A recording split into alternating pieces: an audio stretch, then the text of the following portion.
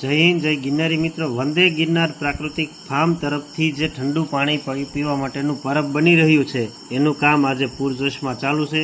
આજે પણ રાત્રિનો સમય છે, ઉપર સ્લેબ ભરવાનું કામ ચાલુ છે ને એમાં વિશેષ જોઈએ તો લોખંડના બદલે વાંસ હોય એમની ખપાટો કરીને એમના દ્વારા આપણે સ્લેબ ભરવાનો છે, જેથી કરીને ખપાટને તો કાટ ના લાગે એટલે પરબનું આયુષ્ય છે એ સ્લેબનું વધી જાય।